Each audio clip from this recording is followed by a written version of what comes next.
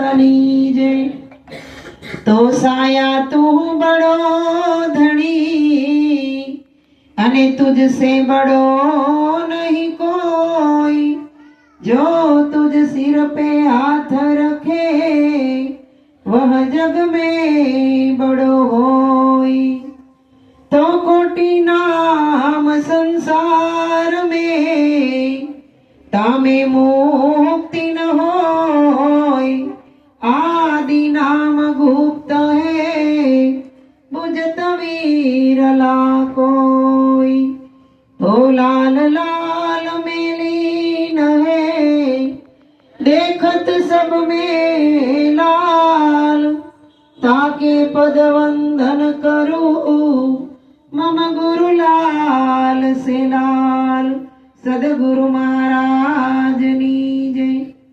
આજે બળવંતભાઈ સવિતાબેન અને તેના પરિવારે જે સંતો ભક્તોને તેડાવી અરસપરસ દર્શન દીદાર કરાવ્યા અને ભજનનો લાભ અપાવ્યો, કારણ કે આવા સમયમાં ભજન મળવું બહુ મુશ્કેલ છે અને જેને મળી જાય એના જીવનની અંદર આનંદની છોળે ઉડે છે, કારણ કે આનંદ બહાર ગોતવા જવાથી મળતો નથી।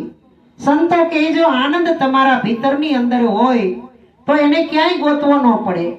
આપણા ભીતરમાં આનંદ ન હોય અને અહીંથી કદાચ કાશ્મીર શિમલા કે વિદેશમાં જઈએ તો એ આનંદ ન મળે, ભીતરમાં હોય તો જ મળે। એટલે ભીતરની ભક્તિ છે અને સદગુરુ પણ ભીતરના છે। જ્યારે દેહના ગુરુ તો દરેક જગ્યાએ મળે, અત્યારે તો આ સમય પ્રમાણે ગુરુના રાફડા ફાટ્યા, પણ સદગુરુ જ્યારે ભીતર ભેટે ત્યારે આ જીવનની અંદરથી અજ્ઞાન જાય અને જ્ઞાનનો પ્રકાશ થાય। એટલે કીધું સાયા તું બડો ધણી તુझसे बड़ो न कोई जो तुझ सिर पे हाथ रखे वह जग में बड़ो कोई। આ જગતની અંદર એવું કયું પ્રતીક છે કે કોઈની માથે હાથ રાખી દે તો આ જગતની અંદર તેનું ઊંચું સ્થાન બની જાય। એક વખત રામકૃષ્ણ પરમહંસના શિષ્ય જે વિવેકાનંદ જ્યારે વિદેશની અંદર ગયા ત્યારે એને સ્ટેજ ઉપર બોલાવ્યા, એટલે ત્યાં એવું હતું જે વક્તા સત્સંગ કરવા આવે ને એનો પેલા ફોટો પાડે, એટલે સ્ટુડિયો વાળો ફોટો પાડતો હતો। ત્યારે કે હજી હરખા બેહો, હજી હરખા બેહો। જ્યારે કોઈ જોવે પાછળ કોઈ નથી તો આ હાથ કોનો આવે છે? ત્યારે વિવેકાનંદને કીધું કે તમે હરખા બેહતા નથી, તમારા પાછળ કોઈકનો હાથ આવે છે, એ હાથ ફોટામાં આવી જાય તો ફોટો હરખો નહીં આવે।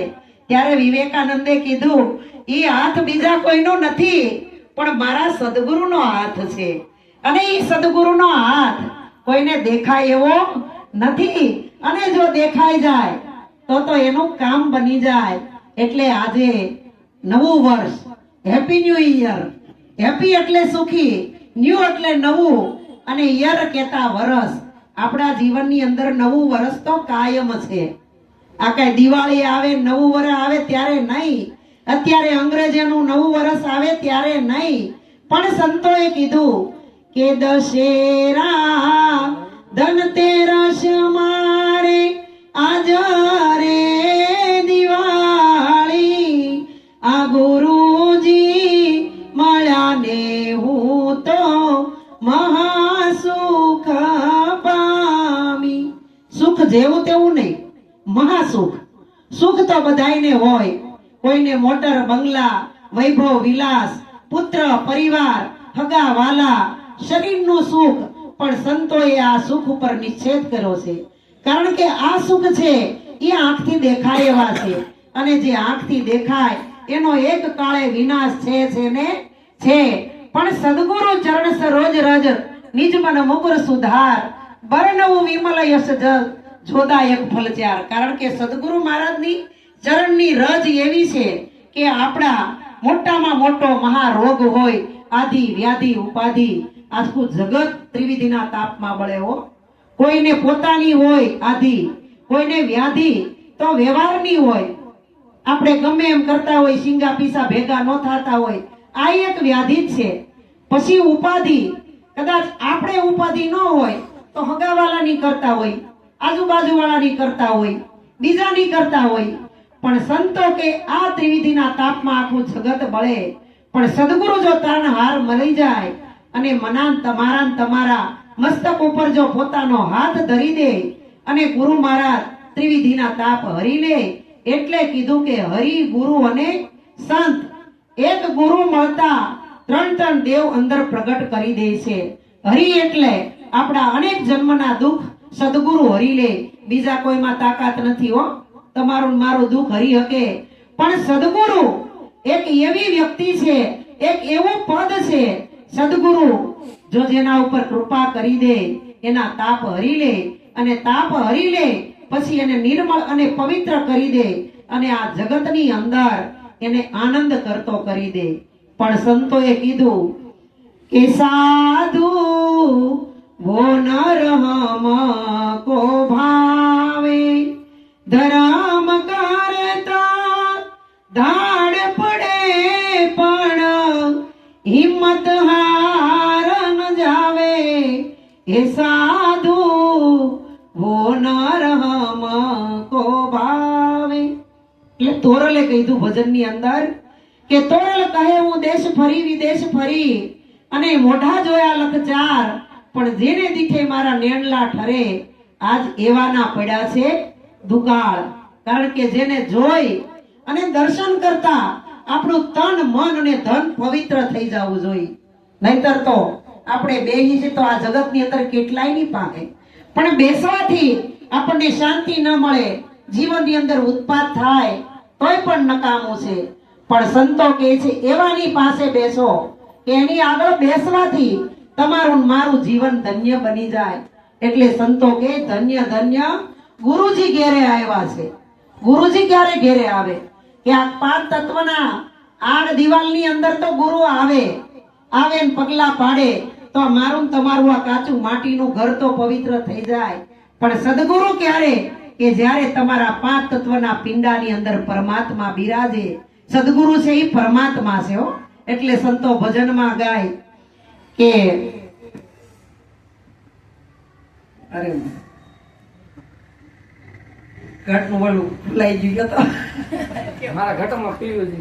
ના ના, સદગુરુ સાક્ષાત આ મૂર્તિ છે ભગવાનની, ઘટમાં માળા જપી લે તારા નામની, ઓ ઘટમાં માળા જપી લે તારા નામની. હું કીધું સદગુરુ સાક્ષાત આ મૂર્તિ છે ભગવાનની, ઘટમાં માળા જપી લે તારા નામની. કારણ કે સદગુરુ પોતાનું સ્વરૂપ ઓળખાવે છે. સદગુરુ એમ નથી કહેતા કે અમને ભજો અમને પૂજો, આ દેહને પગે લાગો, દેહની પૂજા કરો. પણ સદગુરુ તો એમ કહે છે કે સાક્ષાત મૂર્તિ છે ભગવાનની, પણ તારે માળા જપી હોય તો ઘટમાં જપી લે. કારણ કે પોતાના ઘટની અંદર આ ઘડનારો બેઠો છે, ક્યાંય બહાર છે નહીં. એટલે સંતો એના ભજનમાં ગાય છે કે ઘટમાં જુઓ વિચારી આપ બીજો સિદ્ધ કરો સંતાપ, સવળું છે સમજણમાં સંતો સંત મળીને ખોળો, આપે તાળું ને આપે કોચી બિન રસનાએ બોલે રે સંતો, જુઓ વિચારી આપ બીજો સિદ્ધ કરો સંતાપ. આ ઘટમાં વિચારીને જુઓ તો ઘટમાં શું છે? આ પાંચ તત્વના પિંડાની અંદર કાંઈ સારું છે? આપણું કાંઈ કામમાં આવે? આપણી આંખમાંથી ઝાર નીકળે એ નકામો, કાનમાંથી નીકળે એ નકામું, મુખમાંથી નીકળે એ નકામું, નાકમાંથી નીકળે એ નકામું, અને જે બે ગુપ્ત દ્વાર કાંઈ સારું નથી. પણ સંતો કે પશુ કી પનિયા બને, નરકા કુછ ન હોય, પણ નર જો ઉત્તમ કરણી કરે તો નરથી નારાયણ હોય. આ પશુ પંખીની બધાયની કોઈની ચરક કામમાં આવે, મોરના પીછા કામમાં આવે, આ તમે જો હાથીના દાંત કામમાં આવે, બધાનું બધું હરણના શિંગડા કામમાં આવે, ઘોડાની લાદ કામમાં આવે. અરે રોજની જે લાદ હોય ને બેનું ને રતવા થઈ ગયો હોય ને, પીવે તો બાળક ઉજરે, આ બધાય પશુનું કામમાં આવે, આપણું કાંઈ કામમાં આવે? કાંઈ કામમાં નથી આવતું. છતાંય મને ને તમને પાવર ને અહંકાર કેટલો! કોઈને માનનો, કોઈને મોટપનો, કોઈને મદનો, કોઈને સત્તાનો, કોઈને પ્રતિષ્ઠાનો, કોઈને સંપત્તિનો, કોઈને સંતાનનો. પણ સંતો કહે છે કે આ અહંકાર કરવા જેવું નથી. કારણ કે ગંગામાય પણ પાનબાઈને કહે છે કે માન રે મૂકીને તમે આવો રે મેદાન માને, બતાવો સદગુરુ કેરી શાન રે. આ માન મૂકીના મેદાનમાં આવવા જેવું. હમણાં બેને કહ્યું હતું ને, એવા મર્દોના ખેલ મેદાનમાં. પણ જ્યારે આ મેદાનની અંદર જ્યારે વારો આવે ને ત્યારે ખબર પડે. વાતું તો આપણે ઘણી કરતા હોય, મોટા મોટા ડીંગા ફૂંકતા હોય, પણ જરૂર પડે ત્યારે ખબર પડે. આપણા કોઈ હગાવાલા આપણી જીવનની અંદર કઈ અટકળ આવી હોય ને તો કે મૂંઝાતા નહીં હો, અમે બેઠા છીએ, જરાય ચિંતા નહીં કરતા. આટલું કહીને ત્યાં તો આપણને હૈયે ધરપત થઈ જાય. પણ જરૂર પડીને જ્યારે લેવા ગયા થોડાક મોડા પડ્યા, હમણાં દઈ દીધા. એટલે સંતો કહે છે આ મારું ને તારું આ ઝઘડા અંદર આપણને આપણા સ્વરૂપની ઓળખાણ થતી નથી. એટલે સંતો કહે છે 5-25 ના ઝઘડામાં આ હીરો ખોવાણો મારો કચરામાં, મને તમને આત્મારૂપી હીરો પ્રાપ્ત થયો છે. સંતો કહે છે આ મેલો દેહ છે, પણ એની અંદર બિરાજવા વાળો પરમાત્મા છે ને એ શુદ્ધ છે, ચારિત્રવાન છે, શાશ્વત છે, અમર છે. એ કોઈ કાળે નાશ પામતો નથી. પણ અમર તત્વની ઓળખાણ આપણને કેમે કરીને થાતી નથી. પણ સંતો કે અમર લોકનો આત્મા કોઈ દી આવે ને જાય? આપણું શરીર આવે અને જાય. જેવી રીતે સાપ હોય ને, એ કાસળી ઉતારીને વયો જાય, નવી કાસળી ધારણ કરે, એવી જ રીતે આ મનુષ્યનું શરીર છે. ઉંમર પૂરી થઈ જાય એટલે જતું રહે, અને ગયા પછી તરત ને તરત આવવું પડશે પાછું શરીરથી. જે જ્ઞાની છે એને ખબર છે કે આત્મા અજર અમર ને અવિનાશી છે, આત્માને જન્મ મૃત્યુ નથી. એટલે આપણે જેમ કરવું હોય એમ થાય, પણ એવું નથી. આત્મા અને શરીર બે ભેગું છે, અને ભેગું છે ને ગુરુ મહારાજે ઈશારો કરી અને જુદું પાડી દીધું છે. અને જુદું પાડી અને પછી ગુરુ મહારાજે આપણને શાન કરી છે. કે શાન કરી એટલે ભાન થઈ, અને ભાન થાય એટલે આત્માનું જ્ઞાન થયું, અને આત્માનું જ્ઞાન થાય ને પછી મારો તમારો અહંકાર ટળે. આજે આપણે અત્યારે સીમાડા જે હનુમાન ચાલીસાની કથા છે ને, એ હનુમાનજી કરવું અહીંયા કોઈને આવવાનું નથી. ત્યારે કે તમે કોણ છો? તો કે મારું નામ મકરધ્વજ છે. તો તમારા પિતાનું નામ?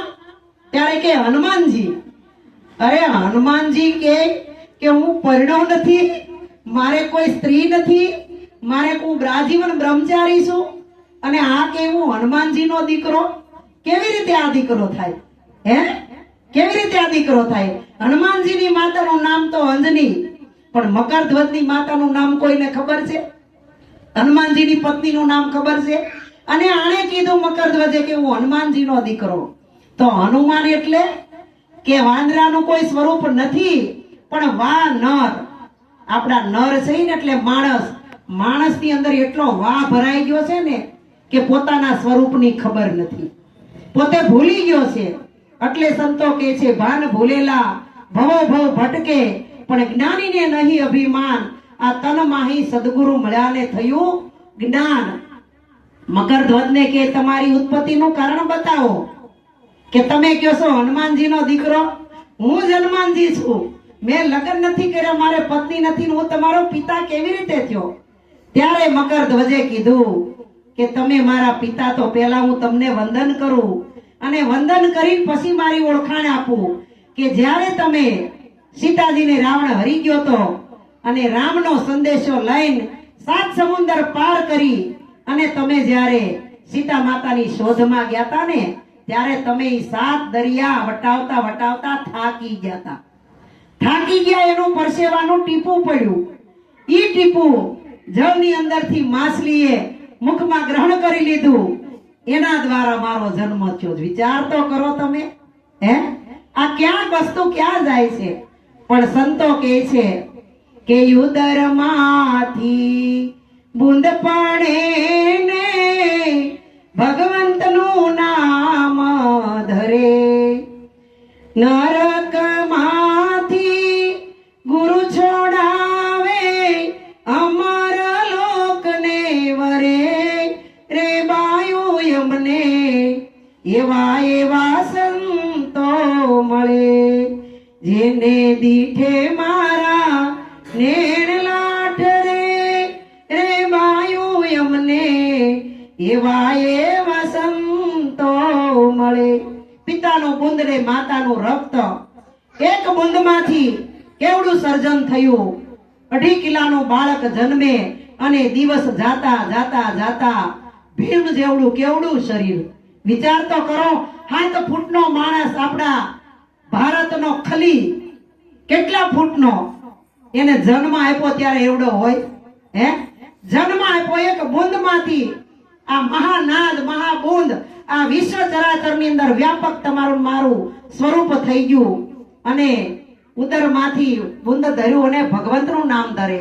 કારણ કે સદગુરુ મહારાજ જો આપણે આ જગતની અંદર કોરી પાટી કરી ગુરુના શરણે જઈને સમર્પણ ભાવ કરી દઈ તો ગુરુ મહારાજ મને ને તમને ક્યાં સુધી લઈ જાય, સંત બનાવી દે, ભગત બનાવી દે. અરે ગુરુ મહારાજ કે ભગવાન પણ બનાવી દે. હે, જો વશિષ્ઠના શરણે જઈને રામ ભગવાન બન્યા, બાળનાથના શરણે જઈ રામોપીર ભગવાન બન્યા, દુર્વાસાના શરણે જઈને કૃષ્ણ ભગવાન બન્યા. આ વિચાર કરો, આ સદગુરુની ગતિ કેવી છે. સદગુરુની ગતિને કોઈ ઓળખી શકે એવું નથી. એટલે કીધું કે જીવ ઈશ્વરને ઓળખવા ભટકે અવની માં, સાચા સદગુરુ ભેટતા જીવ શિવ બની જાય. સાચા ભેટે તો સાચા હું કામ લખવું પડ્યું છે? આ દુનિયા ક્યાં ખોટા હશે તો ઈ ને. હે, દરેક ભજનની અંદર સાચા લખવું પડે છે. કે છે ને, સાચા સદગુરુ મળ્યા અમને આનંદ થયા, એ જીવા ગુરુએ અમય ઉપર મેર કીધી રે, અભય દાન આપીયા. એક સંતે એમ કીધું, સાચા સંતો એમ ઓળખાય, હરિરસ પીવે બીજાને પાય. પાછા જબુબાઈએ એમ કીધું, એવા સાચા રે એ સંતોની માથે ભક્તિ કેરા મોડ.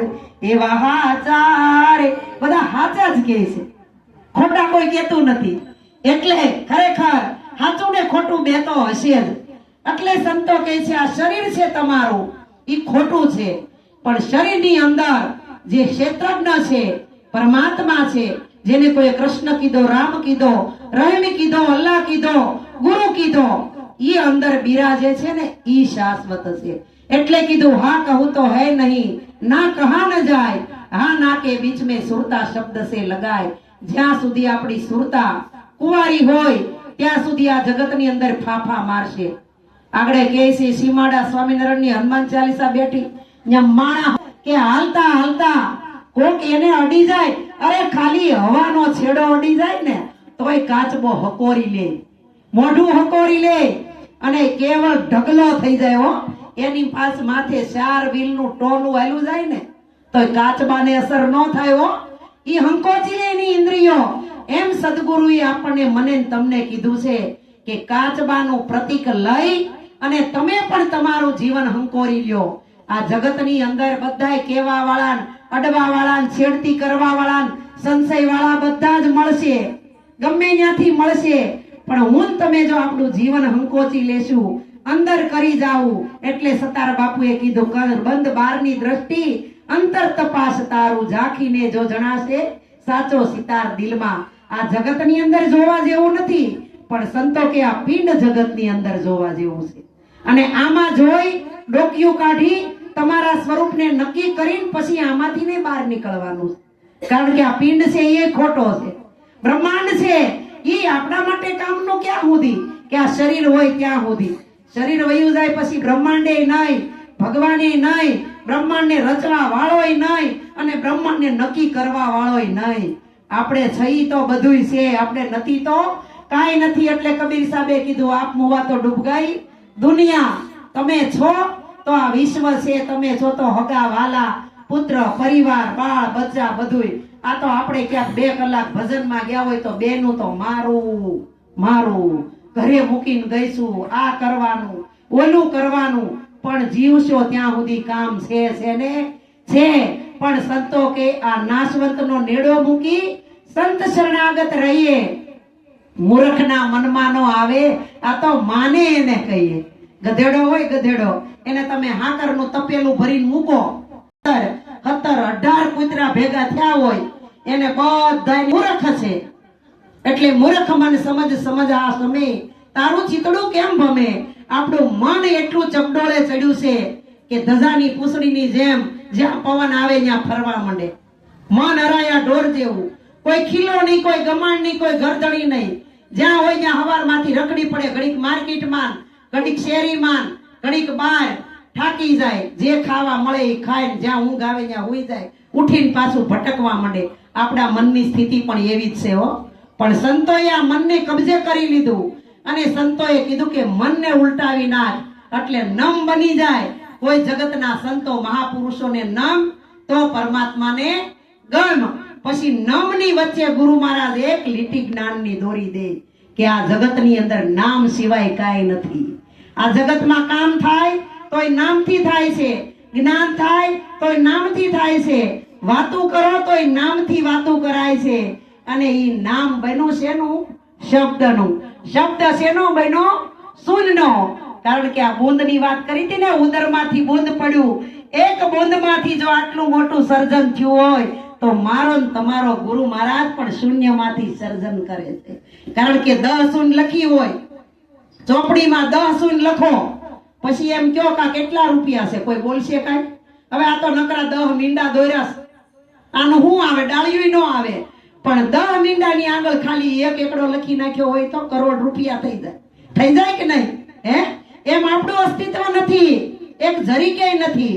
પણ સદગુરુ જો એના જ્ઞાનની સહી કરી દે ને તો પછી ગુરુ મહારાજ કહે કે તમારા જીવનની અંદર તમારી કેટલી કિંમત વધી જાય. જેવી રીતે દૂધવાળો દૂધ દેવા આવે ને, 1 કેન દૂધ હોય, કેટલું? 1 કેન, એમાં ખાલી ડોક જેટલું જ ખાલી હોય, એમાં ઈ પાણી નાખી દે તો દૂધના ભાવે વેચાય કે ન વેચાય? વેચાય ને. અને હોનું, તમે 24 કેરેટનું હોનું બનાવવા આપ્યું, પણ એની અંદર હોની થોડુંક પિત્તળ ભેળવી દે તો હોનાના ભાવે વેચાય કે ન વેચાય? હે, એમ સદગુરુ મહારાજ મારી તમારી અંદર પરમાત્માની ભક્તિ ભેળવી દીધી છે. એટલે આપણી કિંમત જો તમે જન્મેથી કોઈ નો કે ફલાણા ભાઈ ઘેરે સંત જન્મો કે ભગત જન્મો કે ડોક્ટર જન્મો કે એન્જિનિયર જન્મો કે વકીલ જન્મો, બેરિસ્ટર, વડાપ્રધાન જન્મો કે નરેન્દ્ર મોદી આજથી કેટલાય વર્ષ પહેલા ચાની કેટલી વેચતા, જો લારીએ ચા અત્યારે વડા. આપણે કરવું હોય તો થાય, પણ કરવું ન હોય એટલે કે ઈ તો આ બધા કરીએ કે આપણું કામ નથી. આપણે ખાલી ઠામણા ઉટકવા, લુગડા ધોવા અને છોકરાઓ નિશાળે મૂકવા લઈ આવવા જેલમાં થઈ, બીજું કઈ આપણે કરવું જ નથી. પણ ખાવું પીવું ઊંઘવું, જગતના ભોગ ભોગવવા, મોત આવે ને મરી જાવું. સંતો કે આનાથી 5મું કામ આપણે શું કરીએ છીએ? પણ સંતો આપણને 5મી ભક્તિ બતાવે છે. ભક્તિ છે એ સૂક્ષ્મ છે, કીડી જેવી છે. હનુમાનજીને જયારે જાવું હતું ને લંકાની અંદર, ત્યારે સુરસા નામની રાક્ષસની મોઢું ફાડીને બેઠી હતી કે તને ખાઈ જાવ, લંકા સુધી ન પૂગવા દઉં. ત્યારે હનુમાનજી કે જો આ મને ખાઈ જાય તો મારા પ્રભુનું કામ અધૂરું રહી જાય, અને આને નહીં ખાવા દઉં તો એનો ખોરાક છે. બેયની વચ્ચે કેવો એને કિમિયો કર્યો કે નાનું એવું સૂક્ષ્મ રૂપ લઈ, મચ્છર જેવું રૂપ લઈ અને અંદર જઈ પ્રવેશ કરીને પાછા આવી ગયા. તમારે ખવાઈ ગયું, મારી કામે થઈ ગયું. અને બેયની કામની વચ્ચે ભગવાન શ્રી રામને સંભાળ્યા હતા. હો, આપણે ભગવાનને અને ગુરુને એક સેકન્ડે ભૂલવા જેવું નથી. પણ અટાણે તો ભક્તિ એટલી બધી વધી ગઈ છે ને, તે ભક્તિ કરો તો કેવી કરો કે ભક્તિ પૂરેપૂરા પ્રેમથી અને ભાવથી અને ભીતરથી. આપણે જે મંદિરે જઈને માળા ફેરવીએ, પૂજા અર્ચના કરીએ, આ બધું કરીએ ને, આ તો કરવાના જ છે. આને ભક્તિ નો કહેવાય, આને ભળતી કહેવાય. શું કહેવાય? ભળતી કહેવાય, પણ ભળતી તો આપણા બાપ દાદા કરતા હતા તો આપણે કરીએ. આપણા હાહુમાં રાંદલ તેડતા હતા તો આપણે તેડી. ઈ હુરાપુરા નિવેદ કરે છે ને, ઈ 4 વેદમાં નથી. એટલે સંતોએ કીધું ને કે હેજી ગુરુ મારા મહામંત્રનો મોટો છે મહિમા, એ વખાણું બ્રહ્મના ભેદ મારે, જેના ઋષિ મુનિ જપતા રે જાપ, હરિનો તાચારે વેદ મારે. આ 4 વેદની અંદર પરમાત્મા નથી ને. ઈ સંતો પોતાના શરણમાં શિષ્યને સમર્પણ ભાવ કરી અને જો સ્વીકાર કરી લે તો ગુરુ મહારાજ 5મા વેદની વાત બતાવે હો. ઈ વેદ છે સૂક્ષ્મ વેદ. પણ સૂક્ષ્મ વેદ હે ન્યારા સંતો ભાઈ, સૂક્ષ્મ વેદ હે ન્યારા. 5 તત્વ કા દેવળ બનાયા તામે 10 દરવાજા, 9 દરવાજે નોબત વાગે 10મેं મોલ દીદારા. સંતો ભાઈ સૂક્ષ્મ વેદ હે ન્યારા. 9દા ભક્તિ શબરીએ કરી હતી, પણ રામ આવ્યા ને ત્યારે રામે કીધું કે 9દા ભક્તિમાં શબરીબાઈ નિવેડો નથી. 10મી ભક્તિની આ તો વાતું છે. જ્યારે 10મી ભક્તિના દર્શન કર્યા ને ત્યારે ગુરુના સ્વરૂપમાં એનું સ્વરૂપ હમાઈ ગયું. એમ જહાં સે ઉપના વહી સમાયા, શૂન્ય રૂપ નિર્વાણી. આપણું શૂન્યમાંથી સર્જન થયું, શૂન્યમાં હમાઈ જવાનું. એટલે સંતોએ કીધું શૂન્યથી અક્ષર ઉપડે, 2થી શબ્દ રચાય, 3થી ત્રિકુટી ટળે, 4થે પદ સમજાય. 3 પદ તો જાહેર છે, પણ જેના જીવનમાં 4થું પદ મળી ગયું એને પરમાત્મા ભેગો થઈ ગયો. તો બહેનોને કઈ દોડધામ કરવાની જરૂર નથી હો બાપા. તમારો અને ગુરુ શરણે જઈને પોતાના સ્વરૂપને જાણી લેવું, પરમાત્મા કોણ છે એ ઓળખી લેવો, અને જન્મ મૃત્યુના ફેરામાંથી મુક્ત થવું. અને મોટા મોટું કોણ બોલે ને ક્યાંથી બોલે. આપણે ગમે એટલા ડાપણ વાળા હોય ને તોય આપણને ખબર પડે નહીં, પણ જીવનમાં સદગુરુ મળે તો ઈશારો કરીને આ જ્ઞાન બતાવે. આવું સમજીને આનંદ કરવો ને કરાવવો. બોલીએ સદગુરુ મહારાજની જય.